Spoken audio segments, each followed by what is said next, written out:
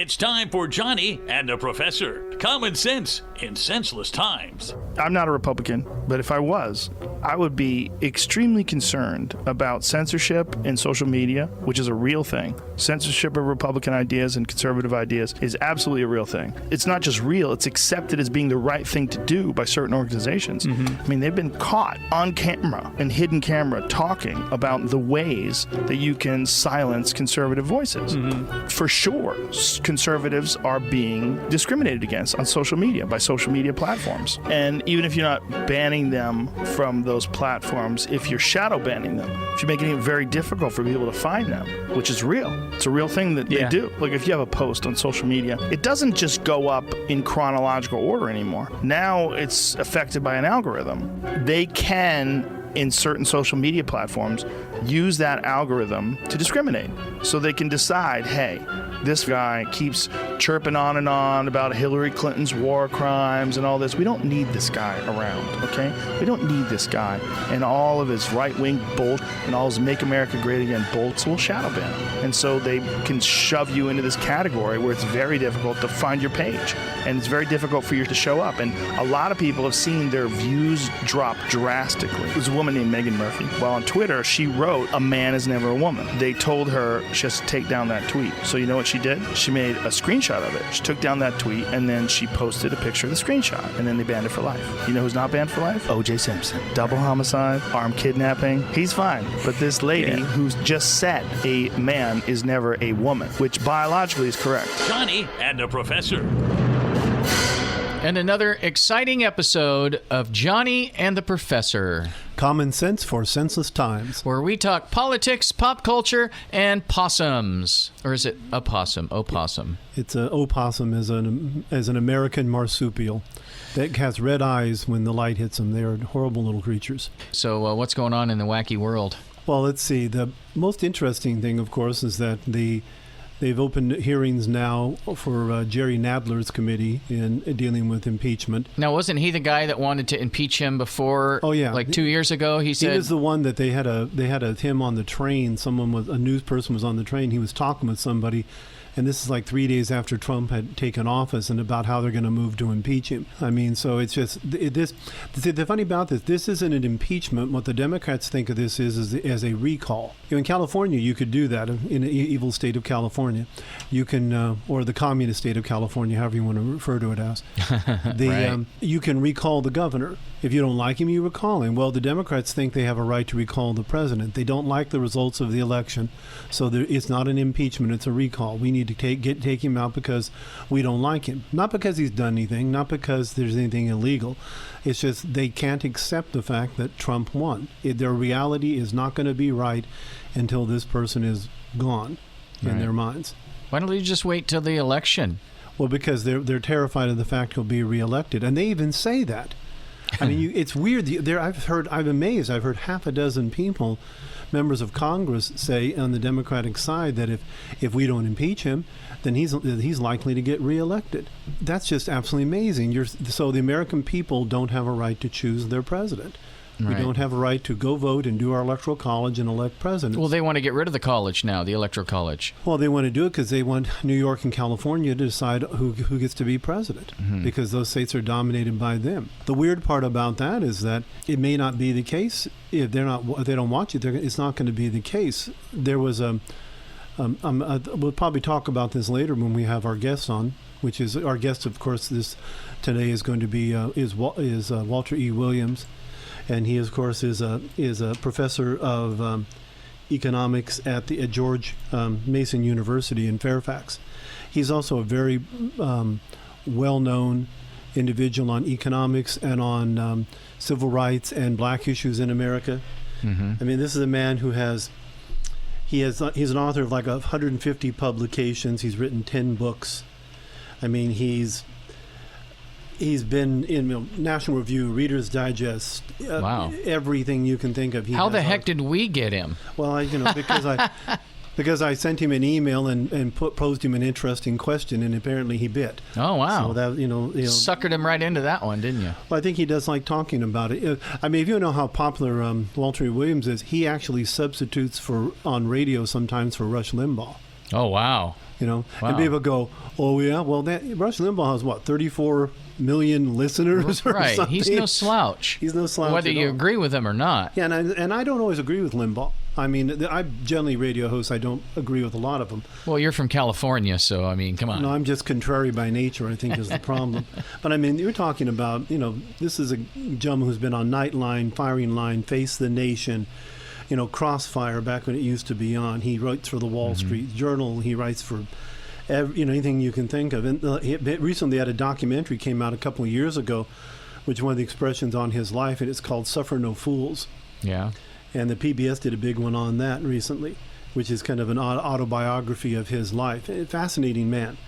And we're having him on later on. But one of the statistics I'm probably going to talk to him about, getting back to my main point, is that there have been several polls recently that indicated that Trump's support amongst black voters is into the 20s and sometimes 30% now. No, it hasn't been like that for a long time, right? Never. It's never been that way since the last time that the black vote in America voted that way. We're back. Herbert Hoover, when he was elected president, he got about 60% of the black vote, and ever since then, once FDR got in, it shifted over, and it was 2/3 going to Democrats and 1/3 going to Republicans, and then as it moved into the 50s, it started dropping down lower and lower. Once you got into the 60s, it came into this, 20-80-20 sort of thing, and then from the 70s on, it's always been 10% or less. And Wow. I mean, Trump got it's generally quite a bit less. Generally, Republican candidates only get 5 or 6% of the black vote. Trump got, I think, 9%, which was one of the biggest, I think, since Ronald Reagan. But if he's actually got popularity going into the 20s or possibly even the 30% of black voters, I don't think Donald Trump can be beaten. This is what I hear. Because Donald Trump's popularity with black voters is why they're trying to get citizenship for all, 36 million illegal immigrants here, because according to Pew Research, they typically vote Democrat. And that is true. There isn't any logical reason why you wouldn't. I mean, why are you trying to make all these people who are here illegally voters? Why not have them just go through the system and, become citizens over periods of time like everybody else does when you become a legal citizen of the United States? If you take the dreamers, quote unquote, I really dislike the term, but it's good packaging. I give Barack Obama full credit. It was Dreamers. It's good packaging, good imagery to use. Yeah. What you should do is just simply say, okay, now you're eligible for citizenship and you have to go through the process. You're now in line like everybody else is. You have to take the classes. You have to do the things to citizenship. Right. The reason the Democrats don't want them to do that, though, is because people who actually go through the procedure, learn about American history, and become citizens, they're likely to go either way. They can go Republican or Democrat. If they learn about the country. If they learn about the country. But if you have an illegal that you're giving it to, the Democrats will be the first one to jump up and say, I did it, vote for me, vote for me. And initially there was a large surge that way. Once people spend time, though, they tend to shift the other direction. And once you get invested in the society, all of a sudden you're not interested in having all your money given to other people. Right. So, I mean, I think it's probably exactly why they're doing it. It's the other argument, which we can talk to Professor Williams about again, is the Democrats have this idea that you can't show an ID to vote. See, I think that should be required. It should be. And over 30 states have some form of ID requirements. And they say, well, it's disenfranchising black voters. Why? I don't know. There's this mythical idea for some reason that if that black voters can't get an ID. Right. I mean, how condescending and racist are you to say that? Right. I mean, you're just saying what these po folks can't take care of themselves. They need you. You can't get an ID. You got to have an ID to cash a check. You have to have an ID to rent a car. You have to have ID to buy booze. To drive a car. Yes. Well, unless it's a state that allows illegal immigrants to drive, and California does that. That's true. So, but I mean, it's ridiculous, and it's actually the other way around. Even though there are more voter ID requirements now than, say, there was 50 years ago, there's a higher percentage of minority voters voting now. So it's the exact opposite of what the Democrats say, but the Democrats only want it to be that way so that they can have illegal people vote in states where they're dominant and they're in control. And you say, well, how dare you say that? It means voter fraud. I go, yeah, that's what it is. It's voter fraud.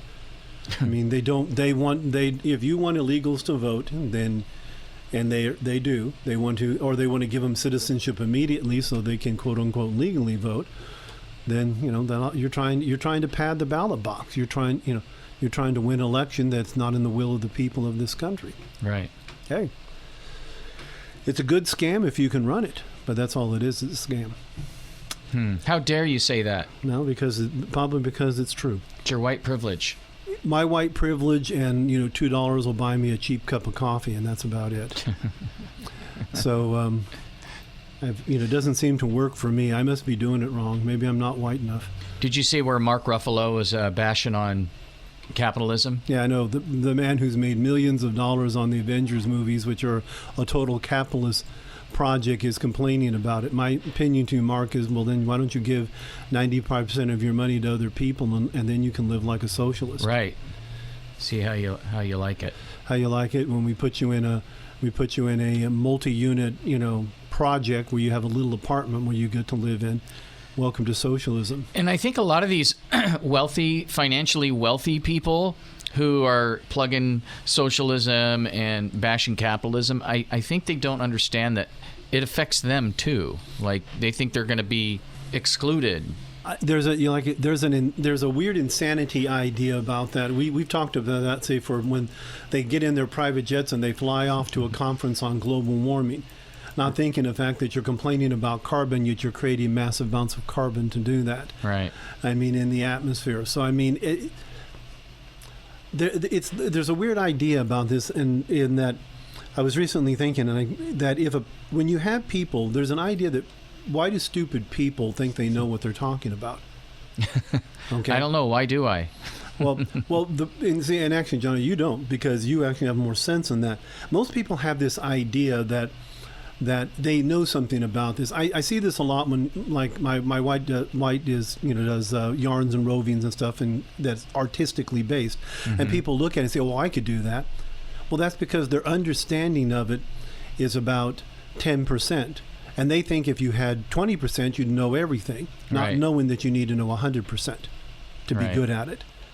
But if you only have 10% of knowledge, then 20% looks like you really know what you're talking about. But if it's actually 100, it's like, it's like a man getting a ring with a prize fighter and saying, "Oh, I can beat him." And then the prize fighter comes in and knocks his block off because he had 10% and the prize fighter has 100%. But he thought 20% would be enough, so he's almost an expert. He's halfway there. Right. And that's Mark Ruffalo too. Ruffalo doesn't have a clue about how this stuff works. He's a pampered actor of mediocre talent. Ooh. Hey, he's the Hulk, man. Yeah, well, no, he's the sulk. He's the the incredible, whiny, I'm Professor Banner Hulk that never says Hulk smash and walks around. I mean, God, talking about demasculating a character. The Hulk is about as Hulk smash male characters you can run into, and he's running around going, "Well, I'm not really want to fight anymore." Oh, God. Anyway, annoying. Speaking of professors, what do you think of all these professors, during the impeachment thing? Nadler, Jerry Nadler, as I call him, Nads and the Impeachies. I'm sorry, it sounds like a 60s band. Right.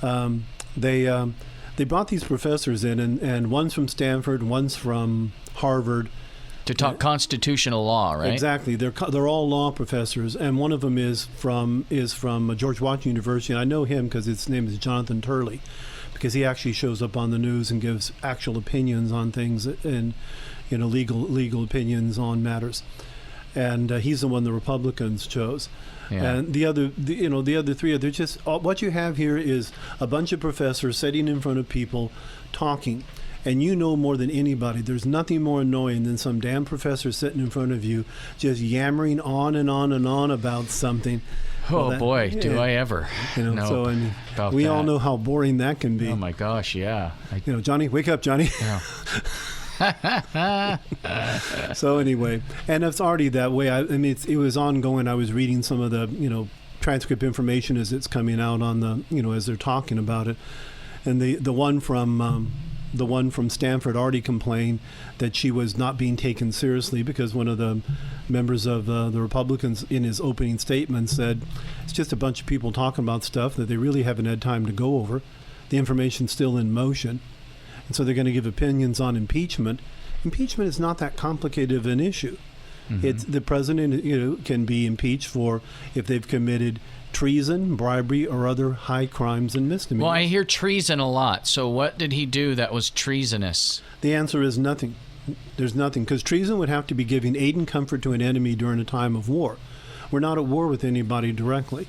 Okay, what about withholding aid? And I saw during one of the clips, and you'll be able to know exactly what I'm talking about, where they're being questioned. Some cats are being questioned, and they ask things about our history of withholding aid. Can you explain that? Well, every time the United States makes any sort of economic deal, I know what you're talking about. It was last week, and I can't remember. It was a Republican member of the House who was making the comments and asking specifically witnesses, did we ever withhold aid to Iraq? Or did we ever withhold aid to Syria? Have we ever done it to other nations? And of course they have. Right. And it was because they weren't doing things. They weren't doing what they wanted them to do. They wanted them to stop harassing a certain people, or move a force back, or change their policy on something. Right. And it's the idea. And because everyone loves the word quid pro quo. If you can say it right. Yeah. But the only problem with it is all it means is this for that. That is probably the closest translation from Latin you would get. Mm-hmm. Everything in life is this for that. Right. You go to the store. You give them money, and they let you take away food. Right. It's a transaction. All jobs are quid pro quo. You give a service, they give you money. Mm-hmm. It's and all the President Trump did. I read the transcript of the call, and again the president of Ukraine even this week came out again and said there was nothing to this. There was no pressure. It was just he asked me to look into some of the corruption matters that they were wanting to look in the past. A couple of things here. It is my understanding that the Ukraine came to us with the whole Biden thing. They did. They came to us and said, hey, you know what? You might want to look into this, or you might be interested in this. And since when is a vice president, whether he plans to run for office or not, since when is he above the law? If a vice president murdered someone, we would still investigate that, right? Or we wouldn't say, oh, we can't investigate him because he's running for president. Well, I guess apparently Donald Trump couldn't call for him to be arrested for the murder, because that would be obviously would help him win the next election, which is ridiculous because Joe Biden is not a threat to Donald Trump. Right. He's not the Democratic candidate.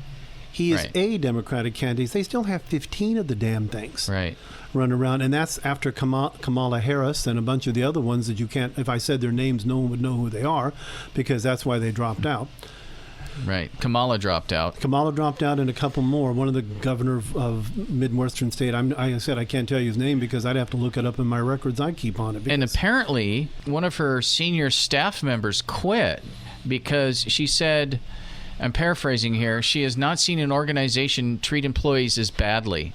I think the reason Kamala Harris quit is she wanted to quit while she still had money in her slush funds, so she could find ways to use it for other re-elections and other things. I guess she maybe needs a yacht or a new house. She didn't want to blow all her cash. She didn't want to blow all the money she got, because there are some weird. You would think that I've been surprised that it seems like when you run for a big public office, if you get a lot of donations, that you don't have to necessarily just give them back. Mm-hmm. That you get to keep them even after your campaign ends. So she may be running out of money, but that she still probably has tens of millions. Right. It's a nice gig if you can get it. It's not the kind of. I guess I'm in the wrong business. I just need to be a corrupt politician. Right. But yeah, so she ended up dropping out of this. Also, like you said, it's so strange. Have you seen how the Democrats are attacking each other? You'll have like a couple of them say kind of classic liberal kind of statements, and then their running mates, or what do you call them, the others that are running? Right, the other candidates that are running. they'll turn on them. Oh, you're sounding like a conservative now, and you're a Russian spy. And well, that's Tulsi Gabbard. Remember, according to them, she's some kind of Russian shill, even though she's probably the best qualified for the job that they have. Of course, because maybe it is because I am a Russian spy too. Das vidanya, comrade. I think the Democratic debates would be much more interesting if they, put them in an arena with knives and just let them, Right. Everyone goes into arena, one person comes out. Yeah. I would like to see. I'm not sure which one would win, though. I mean, Tulsi Gabbard, I bet she's, I'm thinking she would probably take it. Yeah, she might. Bernie Sanders would probably have a heart attack. And Joe Biden would want to touch someone inappropriately, and that'd be the end of him. Well, I'm sorry. He was on the news recently for a thing where him talking about sitting by a swimming pool and having kids come and run his hands on his hairy legs, and that's how he learned to like having young people sit on his lap. What a I'm sorry. There's no way you don't hear that and go, you are a creepy old man. Jeez Louise. Well, some would say, well, he wasn't thinking that, but you were. That's how I learned to have little children sit on my lap. It's a direct quote from Biden. Is there any way that an older man can say that and most people don't go, ooh, that's kind of creepy? Well, Santa Claus. Yeah, well, let's not get into the Santa Claus stuff. Yeah. I had a lady yesterday say, you look like Santa. Maybe you should just bite the bullet and suit up. No. Get off my lap, you whining little baby. I'm not giving you anything. Right. Get a job. Get a job, you lazy bum.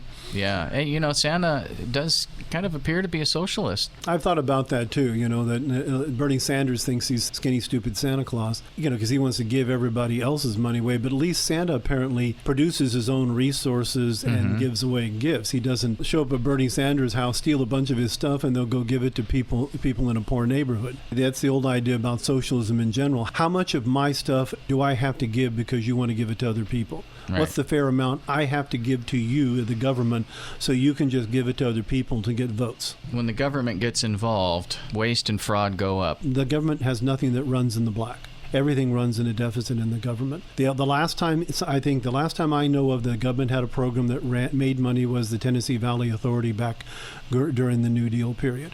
Wow. It actually made money because they sold the power in the area, and it actually was running in the black. So our guest coming up. Walter E. Williams has been a civil rights icon for probably 40, 50 years. He's one of the few black conservatives. He's been a conservative black thinker. He's been a outspoken conservative thinker on dealing with the black community in the United States for 40 years. And as a matter of fact, he and Thomas Sowell are probably... I've heard jokes in the past that if Thomas Sowell and Professor Williams ended up in an accident, that black conservatism would have died, 50 years ago in this country. Because there weren't any more of them back then. So they've been talking about the issues of the problems with blacks in America for 30, 40 years at least on how to resolve these problems. Right. And because of that, they've been they haven't been well received by of course by the left. Well, yeah, they say racism isn't a problem in America. It's fatherless households. A lot of it is that, exactly. And we'll talk about that when we have him on here. That I would like to talk to him about those issues. This is Johnny and the Professor. Common sense in senseless times. 409 figure is the number of hoaxes concentrated in the past 5 years that I've found. That number is currently up to 516. Many, if not most, of the very high-profile, widely publicized hate crime incidents that over the past 4 or 5 years we've seen constantly in the media. Juffy Smollett, absolutely confident calling that a hoax. Yasmin Saweed, the claim that Trump supporters ripped at her hijab. Eastern Michigan, a racialist graffiti targeting black students. Story of O style anti-feminist rape ring. All of those turned out to be fake, along with roughly 500 other cases. Contact the show at jpshowfm@gmail.com. This is Johnny and the Professor. Common sense in senseless times. That Mr. Trump is not the only president to withhold such aid from a country for a variety of reasons. Past year was aid withheld from Pakistan. Yes, sir. Why was aid withheld from Pakistan? Because of unhappiness over the policies and behavior of the Pakistani government. Was aid also withheld from Honduras? Aid was withheld from the 3 states in northern Central America, yes. Was aid withheld from Lebanon? Yes, sir. Were you given a reason why it was withheld? No. Contact the show at jpshowfm@gmail.com. Well, it's Johnny and the Professor, where we talk politics, pop culture, and today, well, we're talking possums. Well, we talk possums. Our guest today is Professor Walter E. Williams, and a noted economist and outspoken matter on civil rights in this country. And it's a pleasure to have you, sir. Well, thank you for inviting me. I wanted to talk to you about some of the issues dealing with the black community in America as far as the problems and possible solutions to it, and some of the shifts in politics that have occurred because of that. I think the first thing that we have to acknowledge is that that racial discrimination is not the major problem that black people face. That is, the civil rights struggle is over, and it has been won. And what I mean by that is that at one time, black Americans did not have the constitutional guarantees as everybody else. That's no longer true. That is, black Americans have constitutional guarantees just like anybody else. Just because the civil rights struggle is over and won, that does not mean that there are not major problems for a large segment of the black community, but they're not civil rights problems. And as long as we would look at them as civil rights problems, the problems will be, the solution will be elusive forever. For example, just one problem is the breakdown of the black family. It's the illegitimacy rate among blacks is 75%, and that among whites is slightly over 30%. Now, if you go back to 1940, the illegitimacy rate among whites was 3%, and that among blacks was 11%. And so there's been a major breakdown of the black family, and that doesn't have anything to do with civil rights. That is, it's not the Ku Klux Klan or the White Citizens Council going around impregnating black girls at 16 years old and 17 old. It's within the black community. So that's one example of a major problem that's not a civil rights problem. Does the Great Society, I mean, as a political issue, do you think that had a major factor in shifting? Oh, I think so. That is, I've often said that government welfare has done to black Americans what slavery could not have accomplished, what the harshest Jim Crow laws and the rankest discrimination could not have accomplished, namely to destroy the black family. And I've written about this as well as my colleague and friend Tom Sowell. And one example of this is that in the 1880s, when blacks were just a little bit out of slavery, and then depending on what city you look at, the two-parent families among blacks was 75 to 85%, depending on what city that you look at. And today, two-parent families among blacks is roughly around 30%. I'm very sure that the welfare system was to provide incentives for people to have to engage in slovenly behavior, and that is, if you ask any economist whether he's a liberal or a conservative, he will tell you that if you tax something, you're going to get less of it, and if you subsidize something, you're going to get more of it. And it turns out that what we've been doing as a nation is subsidizing slovenly behavior, and and female-headed families is just one example of that. The father becomes the government. The government is the paycheck now, and therefore the single mother doesn't have to, after you maintain a relationship, and do as much as, because the government's helping them out. And just look at the temptation. You take a young girl, whether she's white or black, she's living in a very dysfunctional household. She doesn't know who or where her father is. Her brothers are always in trouble. And what in a sense, what the government offers, it says, look, I can take you away from all this. I can give you subsidized housing, food stamps, and send you out a $400 or $500 check every month. Well, all you have to do is have a baby out of wedlock. And that can be tempting for many young girls to fall into that welfare trap. And once you fall in, it's highly improbable that you're going to get out. It's my understanding that Great Society Act didn't really do anything for poverty either. It's like about the same. The official statistics on poverty is about the same. But if you look at the question about poverty, there's really no material poverty in the United States. That is, you don't find anything like you find in Bangladesh, Ethiopia, starving people. Matter of fact, the problem among low-income people, both white and black, the health problem is obesity. It's not starvation at all. Right. These are just Census Department statistics. 64% of the people who are defined as poor by the Bureau of Census, 62% own one car, and I think 14% have 2 or more cars. Microwave ovens, they live in air-conditioned houses, cell phones. And so there's no poverty in the United States in the material sense. There's poverty of the spirit, but not material poverty. I mean, matter of fact, our poor people are better off, live better off than middle-class people in many places around the world. But what we're talking about here is being facilitated by the victim mentality that's so prominently put forth, say, on the left in this country. That yes, some of it is the victim mentality. That is, people are told that, look, there's racism in our country. No matter how hard you try, you're never really going to make it. And you sell people into failures.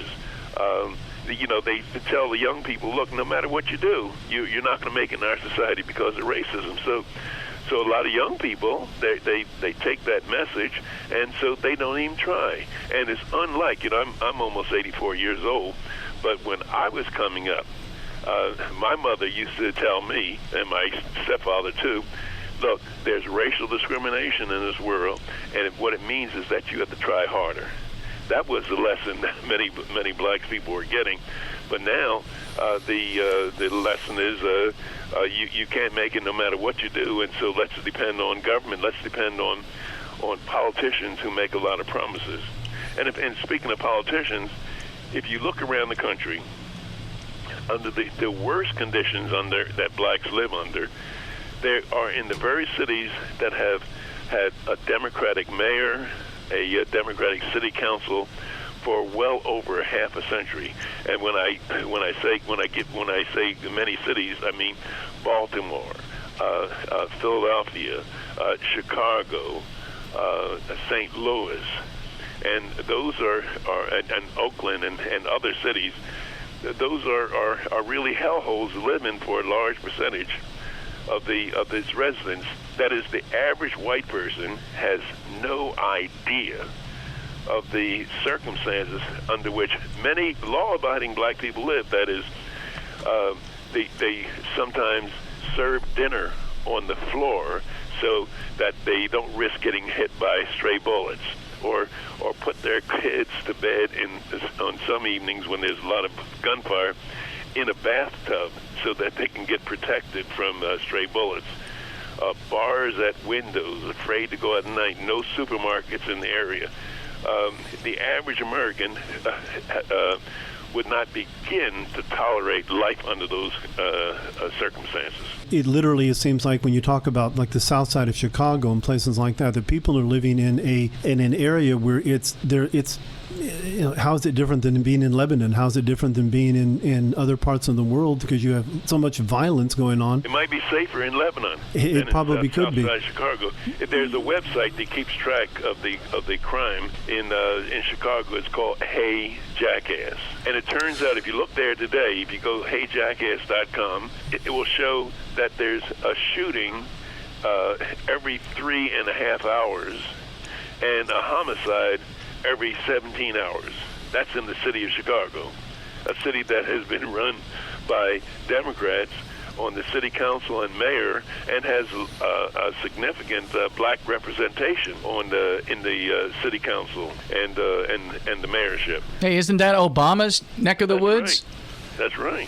Professor, why do you think that there is such an allegiance, particularly in a lot of the black communities, on all this liberal policies on the left and the Democrats? Well, I'm not sure. There's surely a misguided sense of allegiance to black politicians. Now, at one time in our history, let's say in the early 20th century, when there's a lot of discrimination, it paid for blacks to have allegiance to black politicians. It wasn't that many, and they were under stress too. And so it did pay for blacks to have allegiance to these people. But today, the allegiance that black people have to black politicians and Democrats, I think is highly misguided. But one bit of hope on the horizon is the President Trump. And it looks like, according to some estimates, that President Trump, the next election, the 2020, he's going to get more black votes than any other president since any other Republican president. But they say he's a racist, sexist, bigot, homophobe. Oh, yeah, I know. You cannot deny the economic well-being of that's seen during the Trump administration. The low unemployment rates among blacks and Hispanics and among women, that just cannot be denied. And the economic growth that has occurred under the president, and the deregulation that allows ordinary people more opportunities. So, but however, according to some estimates, they're saying that up to 30%, which I think is very high, of blacks might vote for Trump. But the Democrats have a major problem. That is, they are so dependent on the black vote that if just 20% of the black voters or 30% abandon them, well, then the Democrats would not be in major office for a very, very long time. I was because I'm familiar with the polls you're talking about. I thought it was interesting because it wasn't just one. It was Rasmussen and Emerson and Marist all were saying that support amongst black voters for President Trump was getting into the high 20s and low 30s range. And again, since he only got 8% of the black vote last time in 2016, and again, that's the biggest percentage since I think Ronald Reagan's time. I mean, right, and the question he asked in Chicago, when he's in Chicago campaigning, he has a black audience. What do you have to lose? Right. I mean, and again, I agree. It is just an amazing amount of. And they called him a racist for asking that. Yeah, it is kind of strange. Absolutely. And it's just in insanity that sometimes Johnny and I spend a lot of time trying to fight against here. Right. So in a weird way, this is a question that may get me in trouble, but I'm going to ask it anyway. So are a lot of the problems in the black community self-inflicted? Or what? Are the problems in the black community, in these poor communities, are they self-inflicted? Oh yes. I mean, if you look at let's take education, which is a major problem for blacks. Now, in a city like Baltimore, which is predominantly blacks, I think in 2015, I wrote a column on it. In 2015, there were an average of 4 teachers assaulted each school day of the year. The academic achievement rates of blacks in, let's say, in Baltimore and other cities is very, very low. For example, in Baltimore, I think I'm trying to think. It's 18 Baltimore high schools. Not a single black student tested proficient in math, and I think only 6% in English. And there's the same story in Detroit and other cities, St. Louis. Now, and so, but on top of that, the city fathers or the politicians in Baltimore, they brag about the high graduation rate or the improvement in the graduation rate, whereby 70% of black kids are graduating from high school. Well, what they're doing, they're issuing fraudulent diplomas, and you can see some of this, some of the problem in education. In Baltimore, there's a organization called Project Baltimore, and they've documented some of the educational fraud and the lack of academic achievement, and it's actually a disgrace where the schools and in many cities, and it applies to whites as well, but just more so with blacks, they're issuing fraudulent diplomas. And evidence of this being a problem nationwide, not just for black people. It turns out that across the nation, close to 50% of college freshmen, that is incoming freshmen, require remedial math, remedial English, and remedial writing. And what that says is that they have high school diplomas that are fraudulent, because if you have a high school diploma, that's supposed to attest that you can read and write and compute at the 12th grade level. And very often, these kids graduating from high school can't read and write and compute at the 6th or 8th grade level. This column I wrote this week, it shows that in 1940, only 15% of students had an A grade point average. 15% of all college students. Today, it's well over 40% have a grade point average of A, and I list the schools in my column where that is the case. And so what the colleges are doing, they're beginning to engage in fraudulent grades as well. And a number of companies have to hire, when they hire college graduates, they have to hire English teachers to teach them how to write a memo, and math teachers to teach them basic computing. Now, it's my understanding that they've been dumbing down the curriculum over the years. Oh, yes, they've been dumbing down to accommodate these students who come to college ill-prepared.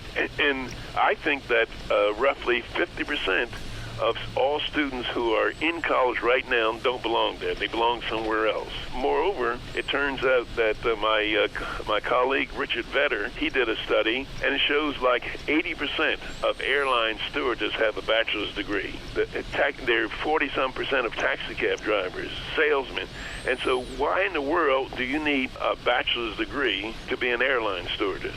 It doesn't make any sense, but again, it's because you're passing out degrees. If your degree happens to be in, feminist dance theory, it may be hard to find a job in the real world with that. And isn't it strange that we're talking about an issue of education, and yet there are people, it seems to me that always the logical argument against that would be school of choice. You can send your child to a school where they can actually get an education, and yet, again, the left in this country is categorically opposed to that. Oh, yes, yeah. Well, Mayor de Blasio's main mission in New York City is to get rid of charter schools, and also he's trying to get rid of the excellent schools where students really need to have really good grades to get into, like Bedford Stuyvesant School, and there are 8 other schools in New York very similar to that, specialized schools.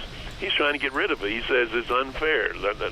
These schools should be open to other students other than the ones who are academically prepared and families are committed to their education. And also there's something else occurring that people are not paying a lot of attention to, the homeschool movement that is growing by leaps and bounds, and it's growing among most of the homeschool students are white, but also there's a huge increase in the number of homeschool students who are black. And according to various surveys, blacks are major supporters of vouchers and charters, but yet the politicians that they vote for are against it because they're beholden to the National Education Association, which is one of the most powerful unions in the United States. And isn't it also interesting, I think, that when we talk about, again, we're talking about the, black voters being kind of a monolithic vote, yet another factor I've always thought's funny is that the left is categorically against the idea of having to show an ID to vote, because that's voter suppression for some reason. Yeah, right, yeah. I'd suggest to people, well, what about, they call the voter ID racism, and but what about the ID that you have to show to get on a plane or to open a bank account? It's exactly the same way. And yet, weird thing about that, I was doing a little reading on it, and it's that in the last few years, the amount of black voters has increased by 11%, even though the amount of ID requirements are also going up at the same time. And I thought how racist and condescending you are to think that these poor black folk can't get an ID. I mean, that really is racism. That's right. There are all kinds of subtle forms of racism that people don't, the perpetrators of it, the people who make the argument, they don't see it as racism at all. Well, they just think they're benevolent. But it's almost the benevolence of, like the benevolent slave owner saying, we just have to take care of these poor people because they don't know how to take care of themselves. Yeah. Well, because I always point out to people on the show, I pointed out several times that, the party of slavery is the Democratic Party and the Ku Klux Klan and all of the, Jim Crow laws. It all comes from the Democratic South. So, right. They don't seem to have they just seem to have changed their playbook and are still trying to do the same thing. And again, I agree with you 100%. They've accomplished what slavery couldn't accomplish in the destruction of the black family. That's absolutely right, and then the point that you were afraid of being labeled racist, that most of the problems that black people face today are self-inflicted. It's not the Ku Klux Klan riding into black neighborhoods, shooting and destroying property. It's not the Klan or White Citizens Council impregnating teenagers. It's not the white people that are breaking up black families. So I think that we have to recognize that the problem is internal, and the hope on the horizon is that there are an increasing number of young black people who are swimming against the tide, and one of the most notable one is a young lady named Candace Owens, and others in the conservative movement among blacks. They're swimming against the tide. They're calling out many of the black politicians for the kind of deceit and the self-interest that they're showing, and that goes against the best interests of the black community. The fact that we're actually seeing in recent times, we're seeing black entrepreneurs showing up, young black entrepreneurs showing up at the White House for various meetings, for various conferences. Matter of fact, we had Joy Vila on our show about a month ago or so. She was one of the young entrepreneurs. She's a musician, and some of the other ones along those lines. So I'm very encouraged by that, the idea that people are beginning to realize that, make your own choices. The Kanye West of the world, he's a little odd in some other ways, but he's definitely saying, at least make your own choices, that you don't have to just be monolithically in favor of this. So does there need to be then what we're talking about, there needs to be an open and honest dialogue in the black community. Yeah, that's right. And it must be among blacks, and it's a job that whites cannot do. Exactly. Well, Professor, it's been a pleasure to have you on. Thank you so much. Thanks again, sir. Okay, great. Okay, bye. Bye-bye. This has been Johnny and the Professor. Politics. This is actually what makes this whole thing so comical. Pop culture. This is something that they're going to be prioritizing, and that is diversity. Now, this is stupid. Common sense in senseless times.